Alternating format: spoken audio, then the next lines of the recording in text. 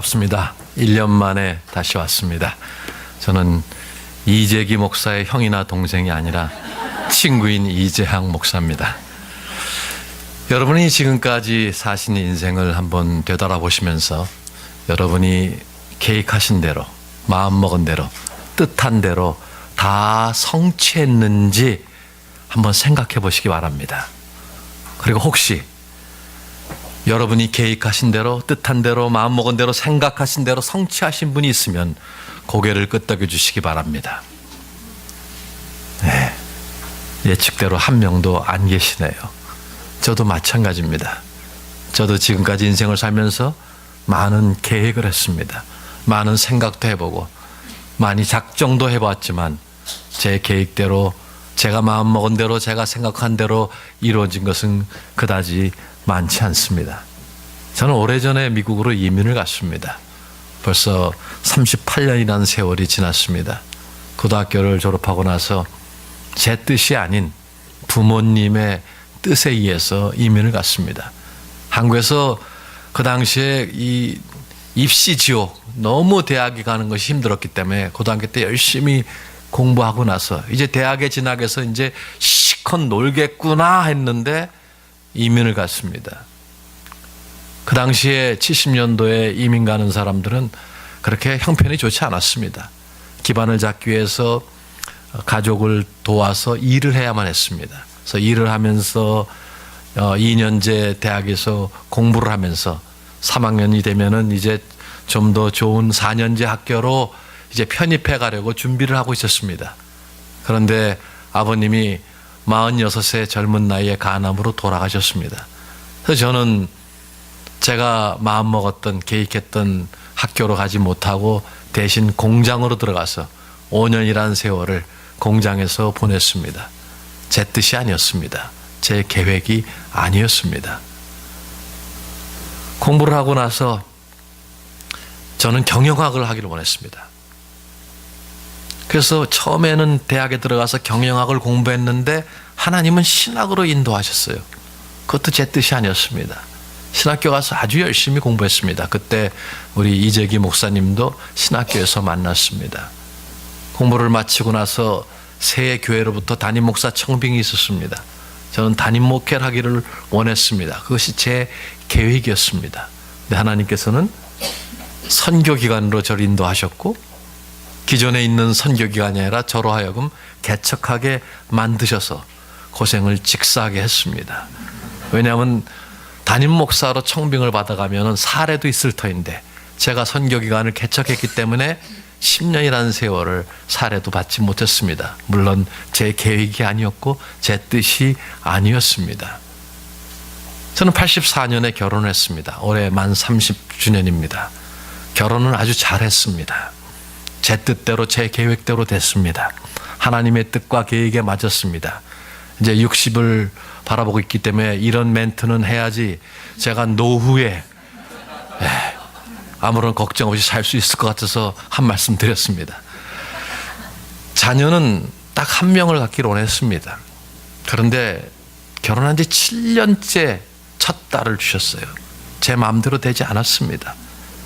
그리고 한 2명 정도를 입양하려고 했는데 2년 있다가 아들 주시고 4년 있다 또 아들을 주셔서 자녀는 셋입니다. 제 뜻과 계획이 아니었습니다. 저는 그냥 미국에서 살면서 디모데 성경연구원 일을 지금까지 그렇게 했듯이 미국 지역을 다니면서 남미와 다른 나라와 한국을 왔다 갔다 하면서 사역을 하기로 했는데 하나님께서는 2년 반 전에 저를 한국에 보내셨습니다. 저는 가족들과 떨어져 있습니다. 제 뜻이 아닙니다. 하나님의 뜻과 계획이었고 한국에 와서 살리라고는 조금 더 생각하지 못했습니다. 그런데 모든 일을 되돌아보면 하나님의 계획이, 하나님의 뜻이 제가 계획했던 것보다 더 나은 계획이었고 더 풍성한 계획인 것을 깨닫게 되었습니다. 그 당시는 이해하지 못했어요. 왜 이랬을까? 왜 이렇게 내가 계획한 대로 잘 안 되는가? 마치 양복을 입을 때 맞춤 양복이 있고 기성 양복이 있듯이 맞춤 양복은 저라는 제 사이즈에 딱 맞췄기 때문에 제가 입으면 아주 편안합니다. 딱 맞습니다. 저만을 위한 양복입니다.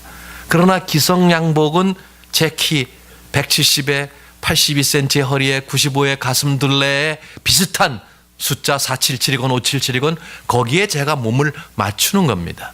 그런데 우리의 인생도 마찬가지입니다. 우리는 우리의 지혜를 짜서 계획을 잘 세운다고 하지만 어떤 때는 기성복에 만족을 합니다. 그런데 하나님께서는 우리의 성향을 너무너무 잘 아시고 우리의 기질을 너무너무 잘 아시고 우리의 은사와 재능을 잘 아시기 때문에 하나님은 우리에게 맞춘 양복을 맞춰주시려고 애를 쓰시면서 우리를 인도하십니다. 여러분, 분명히 계획을 하는 것은 성경적입니다. 잠언서에 그렇게 나타나 있습니다. 잠언서 16장 9절에 사람이 마음으로 계획을 할지라도 그 길을 인도하시는 이는 여호와니라 이렇게 말씀하고 있습니다. 계획하는 것은 성경적이고 계획을 해야 됩니다. 그런데 우리가 계획하는 대로 이렇게 잘 안 되는데 왜 계획을 합니까? 이런 반문을 하실 수도 있습니다. 그럼에도 불구하고 우리는 하나님의 지혜를 구하면서 하나님의 인도하심을 구하면서 순간순간 인생 계획을 해나가야 됩니다. 우리가 노트를 꺼내놓고 연필을 꺼내놓고 구체적인 계획을 세우지 않는다 할지라도 매일매일 우리는 어떻게 살아야 되는지 고민을 합니다. 잠자리에 들면서 뒤척이면서 어떻게 살아야 할 것을 생각합니다. 그럼 어떻게 살아야 될 건가? 어떻게 인생 계획을 하면서 살아야 할 건가? 오늘 야고보 사도는 이 문제에 대해서 우리에게 중요한 원리를 제시하고 있습니다. 야고보서 4장은 분명한 한 가지의 주제를 다루고 있는데 그것은 겸손입니다. 하나님은 교만한 자를 싫어하신다. 하나님 앞에서 겸손하라. 그 겸손의 예로서 인생 계획을 수립해 나가는 유대인 상인들의 예를 들어서 하나님께서 어떻게 겸손하게 인생 계획을 세우며 어떻게 살아야 되는지를 교훈을 주시고 계십니다. 야고보서 4장 먼저 13절 말씀을 읽겠습니다. 오늘이나 내일 어느 도시에 가서 1년 동안 거기에서 지내며 장사하여 돈을 벌겠다 하는 사람들이여 들으십시오. 거기까지. 오늘 야고보는 첫 번째 이런 교훈을 주고 있습니다. 하나님을 떠난 자기 중심적인 계획은 보장될 수 없다는 것입니다. 오늘 본문에 보면 유대인 상인이 계획을 세우고 있습니다. 여기 시간이 나옵니다. 오늘이나 내일, 장소가 나와요. 어느 도시에 가서, 기간도 나옵니다. 1년 동안 거기에서 지내며, 목적이 나옵니다. 장사하여, 목표가 나옵니다. 돈을 벌겠다. 괜찮은 계획입니다. 아무런 문제가 없어 보입니다. 구체적인 계획 자체는 아무런 문제가 없습니다. 우리도 하나님께서 주신 시간을 지혜롭게 사용하며 구체적인 계획을 세워나가야 됩니다. 그러나 내 생각대로, 내가 계획하는 대로, 내가 맘먹은 대로, 내 뜻대로 일이 이루어지리라고 믿는 것이 잘못입니다. 유대인 상인은 자기 단정적이고 자기 확신적이고 자기 중심적입니다. 이 상인의 착각이 무엇인지 아십니까? 미래를 다스릴 수 있다고 생각한 것입니다. 시간과 장사의 과정과 장사의 결과까지 다스릴 수 있다고 착각한 것입니다.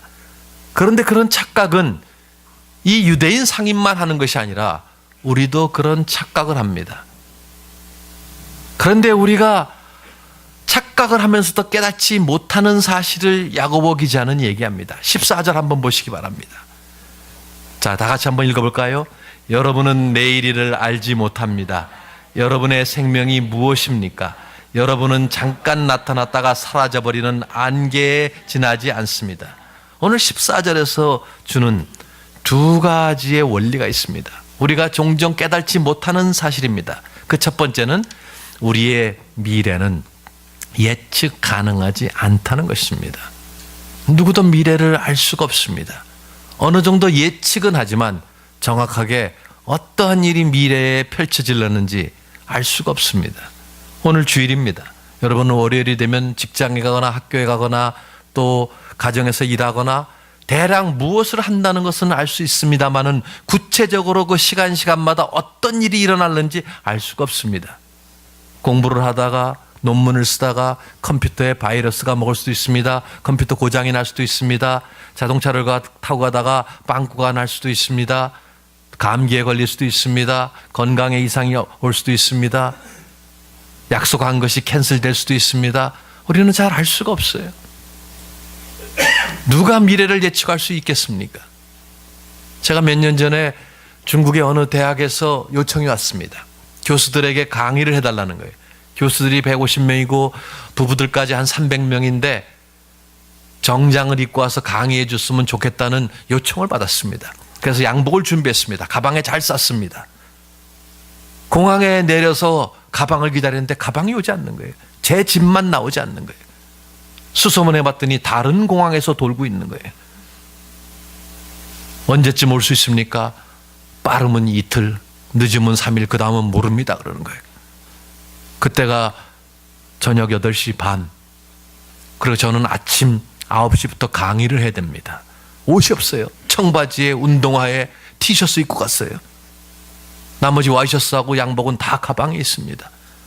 그런데 거의 모든 상점들이 문을 닫았고 편의점만 있어서 치약 칫솔만 샀습니다. 그리고 대학의 기숙사에서 잤는데 그 학교가 4월 30일에 모든 난방을 연료 절감을 해서 끊었다고 합니다. 근데 5월인데 추운 거예요. 옷을 다 벗고 속옷으로 속옷만 입고 잘래니까 추워서 잘 수가 없어요. 다시 일어나서 청바지와 티셔츠를 입고 이불을 덮고 몸을 조금도 움직이지 않은 채 구겨지면 안 되니까 밤을 거의 새워서 이제 밤이 지나고 아침에 일어나서 청바지와 티셔츠 바람에 강의를 했습니다. 강의 이틀 동안 강의를 하고 이틀째 저녁 되는 날 짐이 도착했어요. 양복으로 갈아입고 집으로 돌아왔습니다. 알 수가 없어요. 지난 8월 중순에 제가 미국에 들렸다가 이제 한국으로 들어오는데 월요일에 저녁에 비행기를 이제 월요일 낮에 비행기를 타면은 여기 화요일 저녁에 도착을 합니다. 그리고 수요일 아침에는 컴패션이라는 기관에서 설교를 하게 돼 있었습니다. 그런데 비행기가 19시간이 연착돼서 저는 수요일 오후 5시에 도착을 했습니다. 물론 그 전에 전화를 해서 대체를 했지만 19시간이라는 시간이 늦어진 거예요. 우리의 인생, 미래를 예측할 수가 없습니다. 예측을 하면 사고도 안 나겠죠. 그렇죠? 비행기 사고, 배 사고 예측을 할 수 없습니다. 일기예보를 알 수 있습니까? 일기예보를 100% 믿을 수 있습니까? 제가 몇 년 전에 LA에서 장례식을 집례하는데 이제 마지막 순서인 하관식을 이제 야외에서 집례하고 있었습니다. 날씨가 심상치 않아요. 구름이 잔뜩 꼈어요. 기도 순서를 맡으신 장로님께서 기도를 하시는데 오늘 청명한 날씨를 주셔서 감사합니다. 그래서 제가 이해가 안 되는 거예요. 근데 천둥이 치는 거예요. 야, 이게 지금 청명한 날씨인가? 그런데 기도를 마치자마자 비가 쏟아지는 거예요. 제가 장례식 집례하면서 그렇게 비를 많이 맞은 적은 처음이었습니다. 제가 설교가 보통 짧은 사람입니다. 하관식 할 때 5분도 안 했는데 그 5분 동안 맞은 비가 얼마를 맞았는지 몰라요. 장례식이 끝나고 나서 장로님이 돌아다니면서 미안해가지고 분명히 어저께 일기예보에서 비 안 온다 그랬다고 계속 변명을 하고 다니시는 거예요. 일기예보도 믿을 수가 없습니다. 우리의 미래가 예측 가능하지 않기 때문에 우리는 미래를 다스리시는 세상의 주관자이신 하나님 앞에 겸손히 나가서 그분의 인도하심을 구하면서 그분의 지혜를 구해야 되는 것입니다. 잠언 27장 1절에 너희는 내일 일을 자랑하지 말라. 하루 동안에 무슨 일이 날는지 네가 알 수 없음이라 이렇게 말씀하고 있습니다. 우리의 미래는 불확실하고 예측 가능하지 않습니다. 그래서 자기중심적인 삶, 하나님을 떠난 자기중심적인 삶은 자기중심적인 계획은 보장될 수 없다는 것입니다. 그 두 번째 이유가 우리의 삶에 한계가 있기 때문입니다. 우리는 잠깐 보이다가 없어지는 안개라고 본문이 얘기하고 있습니다. 여러분, 안개가 이렇게 꼈다가 몇 시간 정도면 없어집니다. 며칠 동안 안개가 끼는 그런 적은 별로 없습니다. 하나님의 영원성에 비교할 때 우리의 인생이라는 것은 잠깐 나타났다 사라지는 안개와 같다는 거예요.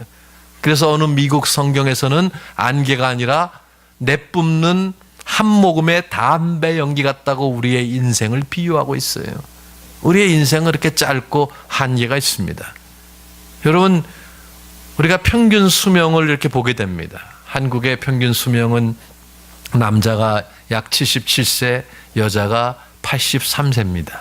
여자가 한 6년 정도 남자보다 더 삽니다. 그래서 요즘 6년 연하의 남자와 결혼하는 여성들이 점점 늘어만 갑니다. 그런데 평균 80세라 그래서 우리 모두가 80세까지 삽니까? 우리는 금년 4월 세월호라는 사건을 통해서 전 국민이 아픔과 슬픔 속에 빠졌어요. 젊은 학생들이 먼저 갔어요. 순서대로 가지 않습니다. 우리는 알 수가 없어요. 우리는 다 한계가 있고 언젠가는 우리는 죽습니다. 좋은 주일 아침 죽는다는 말씀을 드려서 죄송합니다마는 그게 사실이에요.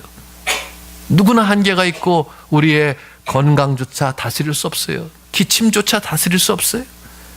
우리는 감기를 들잖아요. 그렇죠? 한절기에 감기가 들게 됩니다. 감기는 인류 역사 이후로 지금까지 지속적으로 있었습니다마는 감기 치료제는 아직 없습니다.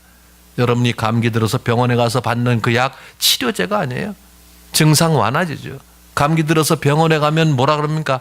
이 약 드시고 물 많이 먹으면 7일에서 열흘 정도면 괜찮을 겁니다. 그래요.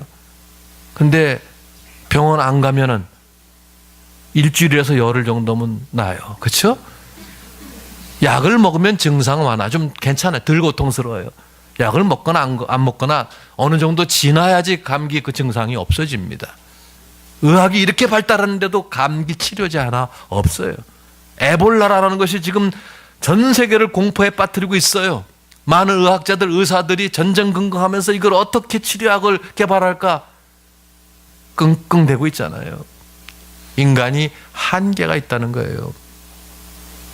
저는 지금 10월 7일 날 독일에 갔다가 다시 미국에 갔다가 다시 오스트리아와 독일에 갔다가 어저께 지금 한국에 들어왔어요.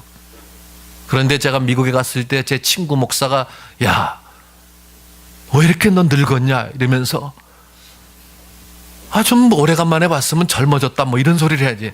저를 미장원에 데리고 가서 염색을 시켰어요. 염색한 지 2주도 안 됐는데 아침에 보니까 양옆에서 흰머리가 지금 또 비집고 나오는 거예요. 염색하면 영원히 갑니까? 안 그래요. 이게 한계예요. 흰머리가 또 나와요. 얼굴에 화장을 하거나 무엇이 묻으면은 세수를 하면 없어져요. 그런데 내 얼굴의 색깔을 내가 변화시킬 수가 없습니다. 이것이 우리의 한계라는 거예요. 한계. 그래서 우리는 그 한계를 깨달아야 된다는 거예요. 한계를 깨닫지 못하고 내가 내 인생을 내 마음대로 계획하고 내가 운영할 수 있다는 그 착각, 그 유대인의 착각을 지금 야고보 사도가 지적하고 있는 것입니다. 하나님을 떠난 자기 중심적인 계획은 보장될 수 없기 때문에 미래를 주관하시는 하나님, 그분의 지혜를 구해야 된다는 것이 오늘 첫 번째 교훈입니다. 오늘 본문에서 주고 있는 두 번째 교훈은 우리에게는 삶의 모든 영역에 있어서 하나님의 뜻을 무시할 권리가 없다는 것입니다. 15절을 보겠습니다. 다 같이 읽겠습니다. 시작. 도리어 여러분은 이렇게 말해야 할 것입니다. 주님께서 원하시면 우리가 살 것이고 또 이런 일이나 저런 일을 할 것이다. 사는 것도 주의 뜻이고 죽는 것도 주님의 뜻이라는 것입니다. 여러분이 인생에 있어서 주님, 이사를 가는 것이 주님의 뜻입니까? 주님, 제가 이 아파트를 구입하는 것이 주님의 뜻입니까? 제가 이 사업을 하는 것이 주님의 뜻입니까? 이 직장에 들어가는 것이 주님의 뜻입니까? 내가 이 사람하고 결혼하는 것이 주님의 뜻입니까? 내가 이렇게 돈을 사용하는 것이 주님의 뜻입니까? 내가 이렇게 시간을 사용하는 것이 주님의 뜻입니까? 늘 중요 결정에 있어서 순간순간 하나님 앞에 여쭤보고 결정해야 된다는 거예요. 그래서 주님의 뜻이면 하겠습니다. 내가 하기 싫어도 주님의 뜻이면 하겠습니다. 내가 아무리 간절하게 하고 싶어도 주님의 뜻이 아니면 하지 않겠습니다. 이것이 그리스도인의 올바른 삶의 자세입니다. 여러분, 새가 이렇게 공중을 날아다닙니다. 그것은 굉장히 자연스러운 일입니다. 새는 날개가 있고 공중을 날아다니게 돼 있어요. 물고기는 물속에서 헤엄을 칩니다. 그런 물고기가 가끔 길바닥에서 펄떡거리는 거 보면 뭔가 자연스럽지 않습니다.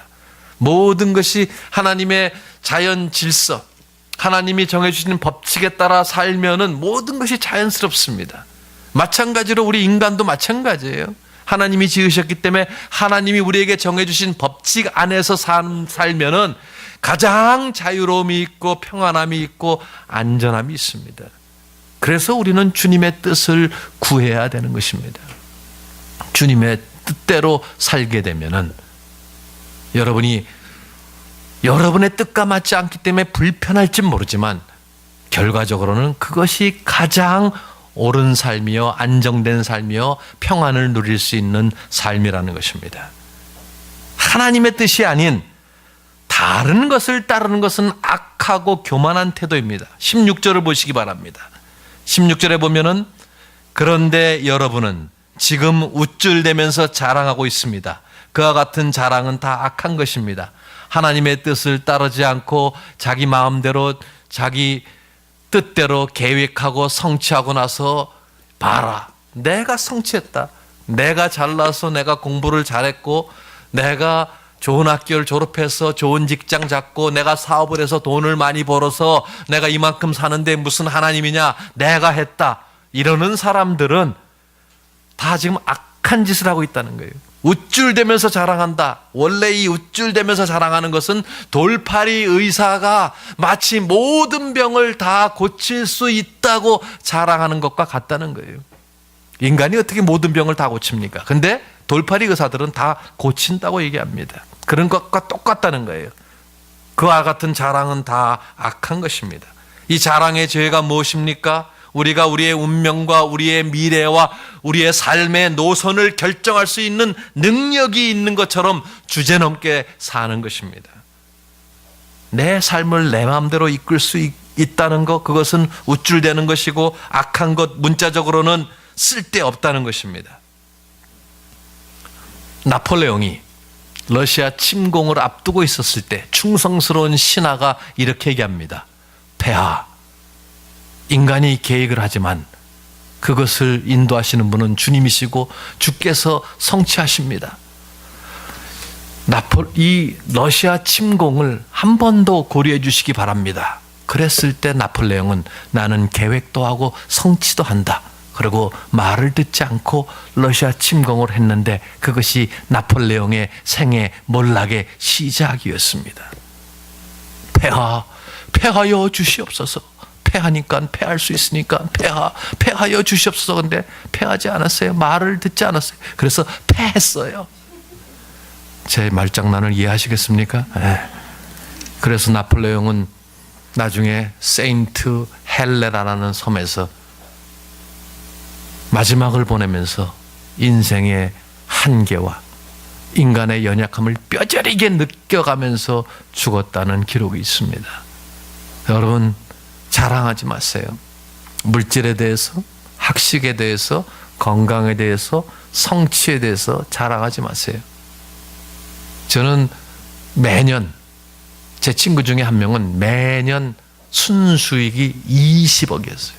순수익이. 하루아침에 망했어요. 하루아침에 망해서 옷 3벌 들고 시국이라는데 정말 사람 살기도 힘든 데 가서 살고 있어요. 하루아침에 날아갈 수 있어요. 건강 자랑하지 마세요. 이 정도면 건강하다. 지금 제 친구 중에 하나가, 제가 지금 독일에서 돌아왔는데 독일의 어떤 그 회의에 같이 가기로 돼 있었는데 그 친구가 2달 전에 설교하면서 나이 60 다 됐는데 이 정도 건강, 이 정도는 건강해지는데 건강 때문에 못 갔어요. 그렇게 건강했는데 걸을 건강도 안 돼가지고 못 갔어요. 자랑할 거 없어요. 제 자신도 마찬가지예요. 저는 지금까지 200만 마일 이상 비행기를 타고 다녔어요. 50 전까지는 시차라는 걸 몰랐어요. 그냥 내리면 바로 가서 강의하고 설교하고 그랬기 때문에 그런 건강이 있었기 때문에 어디 한번 여행 갔다 와서 졸고 시차 있다는 사람 보면 드러내놓고는 얘기 안 했지만 마음속으로 경멸하는 태도를 가지고 저 정신력이지 저 시차는 무슨 시차 이랬던 사람인데 50 넘으면서부터 하나님께서 한꺼번에 시차를 갖다 주시는데 헤어나질 못했어요. 그래서 그 이후로 비로소 시차를 겪는 사람들에 대한 긍휼한 마음을 갖게 됐어요. 제가 그러니까. 저 지금 4주 만에 돌아왔어요. 어저께 왔어요. 아침에 못 일어나겠더라고요. 그래서 혹시 제가 이상한 소리를 하면 저분 제정신이 아닌 게 시차 때문이구나 이렇게 생각하시면 됩니다. 제가 평소는 괜찮습니다. 근데 만약에 그러면은 시차 때문이에요. 자랑할 게 하나도 없어요. 뭘 물질을 많이 쌓아놓으셨다고요? 뭘 성취하셨다고요? 학식이 있다고요? 자랑할 거 없어요. 저는 초등학교 땐 제가 제일 똑똑한 줄 알았어요. 중학교 갔더니 저보다 똑똑한 놈들이 있더라고요. 고등학교 갔더니 더 많고 사회 나가니까 더 많아요. 항상 나보다 잘난 사람 많고요. 나보다 건강하고 나보다 돈 많은 사람 많아요. 하나님 앞에서 자랑할 게 아무것도 없어요. 그런데 내가 뭐 이룬 것처럼 자랑하는 것 하루아침에 다 날아갈 수도 있다는 거예요. 하나님 앞에서 자랑할 게 없습니다. 그것은 다 악하다 그랬어요. 자, 하나님을 떠난 자기 중심적인 계획은 보장될 수 없습니다. 우리에게는 하나님의 뜻을 무시할 권리가 없어요. 늘 하나님의 뜻대로 살아야 되는 거예요. 세 번째, 하나님의 뜻대로 살지 않는 것은 죄입니다. 17절 한번 보시겠습니다. 다 같이. 그러므로 사람이 해야 할 선한 일이 무엇인지 알면서도 하지 않으면 그것은 그에게 죄가 됩니다. 마땅히 모든 일, 인생 계획에 있어서 우리의 인생 살이에 있어서 사업 구상에 있어서 하나님의 뜻을 구해야 되는지 알면서도 우리의 태만의 죄로 말미암아 구하지 않는 것은 다 죄라는 거예요. 우리가 몰라서 못합니까? 너무 잘 알아요. 그런데 안 하잖아요. 그거 죄라는 거예요. 그게 죄인 줄 알아야 된다는 거예요. 사람이 해야 할 선한 일, 여기 선한 일이라는 것은 하나님이 기뻐하시는 옳은 일입니다. 그것이 하나님의 뜻이에요. 하나님의 뜻은 하나님이 기뻐하시고 옳은 일입니다. 그러니까 우리는 우리의 인생에 있어서 하나님이 기뻐하시는 옳은 일을 행하면서 살아야 된다는 말씀인데 그렇지 않으면 그것이 죄라는 겁니다. 그럼 어떻게 살아야 됩니까? 매일매일 옳은 일을 행하면서 살아야 됩니다. 우리의 시간 사용에 있어서 과연 이 시간을 내가 옳게 사용하는가? 우리의 물질 사용에 있어서 내가 물질을 옳게 사용하는가? 우리의 재능을 사용하는 데 있어서 은사 사용에 있어서 우리의 말에 있어서 우리의 행동에 있어서 우리의 섬김에 있어서 내가 과연 옳은 일을 하는가? 저는 도저히 옳은 일이 뭔지 모르겠습니다 하는 사람들은 몇 가지 질문을 던져봐야 됩니다. 내가 하려고 하는 일이, 내가 하려고 하는 이 계획이, 내가 하려고 하는 행동이, 내 말이 영적으로 내 삶을 세워주는 일인가? 도덕적으로 탁월한가? 칭찬 들을 만한 일인가? 여기에 평안이 있는가? 유익한가? 덕을 세우는가? 생산적인가? 하나님을 기쁘시게 하는가? 다른 거 다 몰라도 다 잊어먹어도 내가 하려는 말이, 행동이 하나님을 기쁘시게 하는가? 한 가지만 생각해 봐도 알아요. 그러면 그것이 옳은 일인지 아닌지를 알 수가 있어요. 입이 근질근질해 죽겠어요. 누구의 지금 약점을 들었어요. 그걸 얘기하고 싶어요. 험담입니다. 험담의 죄예요. 그러면 그것을 하는 것이 무턱대고 하지 말고 하나님을 기쁘시게 하는가? 질문 하나만 던져보면 못해요.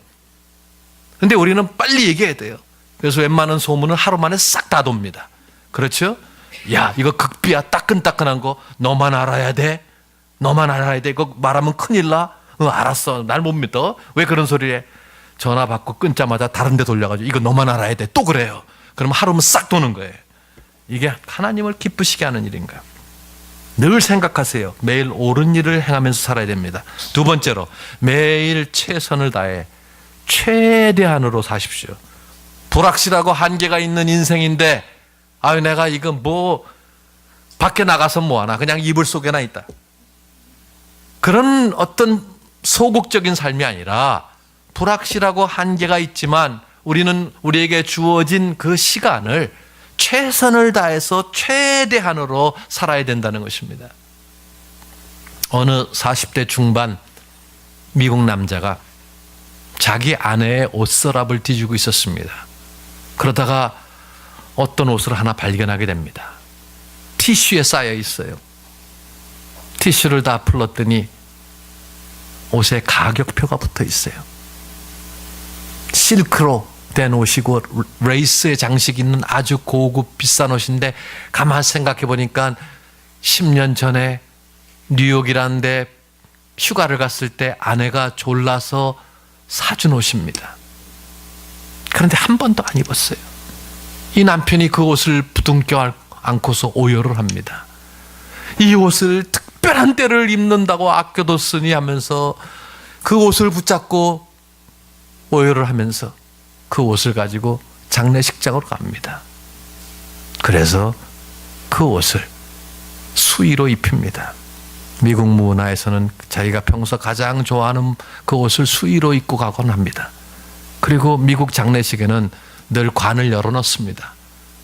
그리고 고인의 모습을 마지막으로 한 번씩 다 보면서 작별 인사를 하게 됩니다.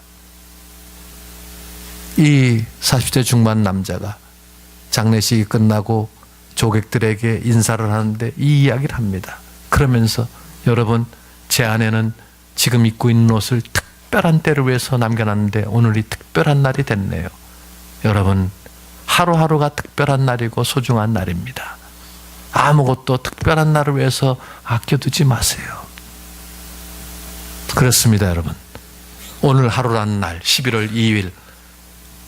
오늘 하루가 특별하고 소중한 날입니다. 내일 11월 3일도 소중하고 특별한 날이에요. 근데 우리의 삶을 한번 보세요. 여러분이 지금 아껴두고 있는 것, 쌓아두고 있는 거 한번 보시기 바랍니다. 여러분은 집에 가면은 안 쓰는 물건도 굉장히 많아요. 통계에 의하면 우리가 지금 쌓아두고 있는 집에 있는 물건들의 20%밖에 쓰지 못한다고 합니다. 여러분 지금 혹시 차단세 그릇 대접 있습니까? 그 대접을 가지고 대접을 해야 대접의 기능을 하는 것이 대접 가지고 대접하지 않으면 대접의 기능을 전혀 못하는 겁니다. 그걸 가지고 있는 그릇에 몇 퍼센트 쓰십니까? 옷장에 있는 옷에 몇 퍼센트를 입고 계십니까? 가지고 있는 백에 몇 퍼센트를 들고 다니십니까? 꽂혀 있는 책에 몇 퍼센트를 읽고 계십니까? 우리는 다 쌓아두고 아끼는 그런 인생들인데 여러분, 오늘 하루하루가 소중하고 오늘 하루하루가 특별한 날이기 때문에 오늘을 최선을 다해 최대한으로 살아야 됩니다. 가끔 어르신들 보면요, 이 용돈 모아놓고 어디다 감춰놨다가 쓰지도 못하고 돌아가시는 분들 계세요. 그럼 자녀들이 그 이야기를 합니다. 우리 어머니 용돈 드렸는데 한 푼도 못 쓰시고 돌아가셨다고. 왜 인생을 그렇게 사십니까? 그렇게 사시지 마세요. 쓰세요. 여러분의 필요를 위해 쓰시고 이웃을 위해 쓰시고 하나님 나라를 위해 쓰세요. 뭐 쌓아두지 마세요. 옷도 특별한 날 입겠다고 입지 마세요. 좀 먹습니다. 신발도 마찬가지고 이렇게 예배 올 때 몸빼바지 입고 오지 마시고 깨끗한 옷 입고 아끼는 옷 입고 오세요. 여러분의 재능도 마찬가지입니다. 내년에 섬기겠다, 후년에 섬기겠다가 자리에 기반 잡히면 섬기겠다, 애들 크면 섬기겠다, 그러다 세월 다 갑니다. 시간, 재능, 물질 모든 면에서 마찬가지입니다. 인생 허비할 수 있어요. 오늘이 특별한 날이고 소중한 날이기 때문에 하루하루를 최선을 다해 최대한으로 사셔야 됩니다. 여러분이 용서를 빌고 싶은 그 사람이 일주일에는 없을 수도 있고 여러분이 없을 수도 있어요. 사랑을 베풀겠다고 결심한 그 사람이 금년 크리스마스에 없을 수도 있다는 겁니다. 그렇기 때문에 오늘 하루를 최선을 다해 최대한으로 사셔야 됩니다. 오늘 이 시간 우리의 마음속에 큰 결단과 회개가 있어야 될 것 같습니다. 우리는 과연 주님의 뜻을 구하면서 살았는가? 주님의 뜻인 줄 알면서도 내 욕심대로 내 뜻대로 행하지는 않았는지, 그래서 앞으로 우리의 인생살이에 있어서, 우리의 인생 계획에 있어서 하나님을 떠난 자기중심적인 계획은 보장될 수 없다는 사실과, 우리는 하나님의 뜻을 무시할 수 없다는 것, 하나님의 뜻을 행하지 않는 건 죄라는 사실을 인식하면서 매일매일 옳은 일을 행하면서 최선을 다해 최대한으로 살아야 됩니다. 아까 우리 박 집사님 찬송하셨어요. 내일 일은 남 몰라요. 하루하루 살아요. 얼마나 진리의 말씀인지 모릅니다. 내일 일은 남 몰라요. 하루하루 살아요. 여러분 한번 따라 하시기 바랍니다. 주님의 뜻이면 최선을 다하리라. 그렇습니다. 주님의 뜻이면 최선을 다하리라가 여러분의 인생의 좌우명이 되길 바랍니다. 기도하겠습니다.